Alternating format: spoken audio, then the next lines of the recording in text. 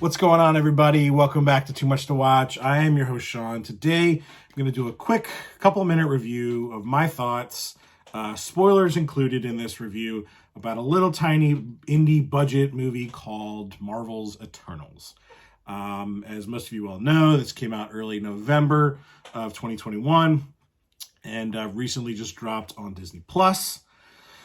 Which got a lot more eyes on seeing the movie after it came out pretty quickly from the theater to here. The next installment prior to the recent Spider-Man drop in the Marvel Cinematic Universe.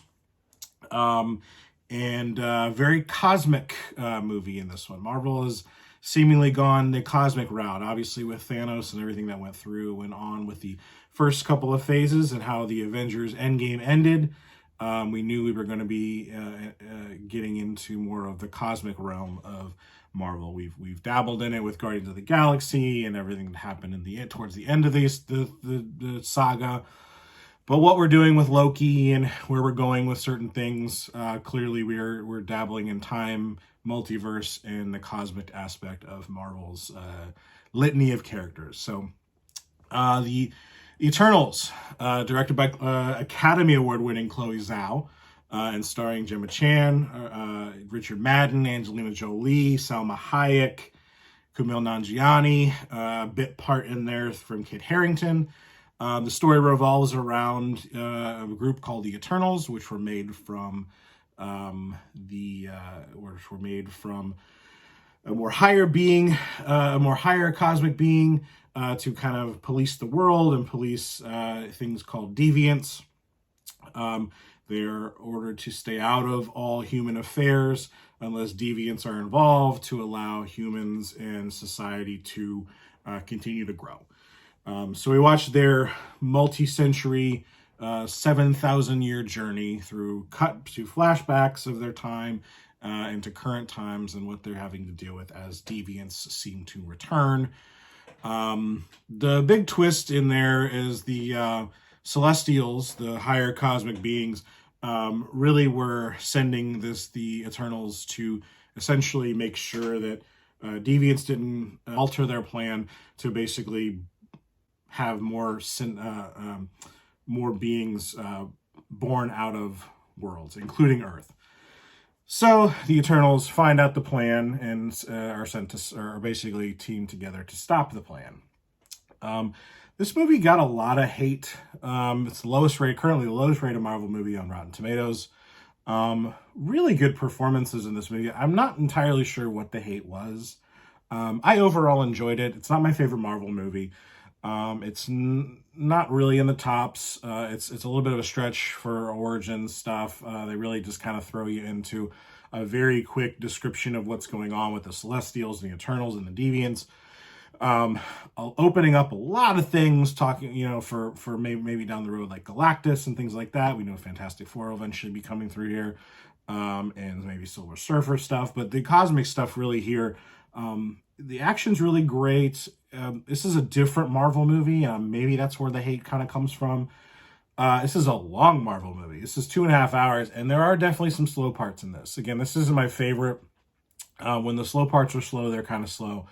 But you get really good performances. Gemma Chan is really, really great in this, in her role as Circe. Richard Madden as Icarus really kind of brings it. A lot of great performances, and when the action hits, the action hits. I mean, this is very cosmic, very fun action sequences when they do come. It's a beautiful, well-shot movie, spanning the globe and centuries. Really well done. I think they tried to do something different here, especially with having a director like Chloe Zhao. If you saw Nomadland, you kind of know her style a little bit. So overall, I think if you have Disney Plus, I think you definitely would probably sit down and want to watch this if you enjoy Marvel. The performances are great. The action's great. It can be slow in moments. There is definitely more of a love story in this than others. Some of the back and forth can be a little much between some of the characters. Some characters don't get a whole big chance to breathe. There is some comic relief, much like very much Marvel does do. But this was a well done movie. I think I do enjoy. It's funny that I think sometimes Marvel fans tend to, or people start to get a little bit of the comic book fatigue, comic movie fatigue, and then when someone tries to do something a little different, we also kind of tend to not like when things go different. So again, this is not your typical Captain America, Thor, Iron Man set of people. There's a lot of different characters in this, so a lot of different people are trying to shine here. But overall, I think this is a good movie. I wouldn't say this is a fun Marvel movie by any stretch of the imagination. This is very somber at times.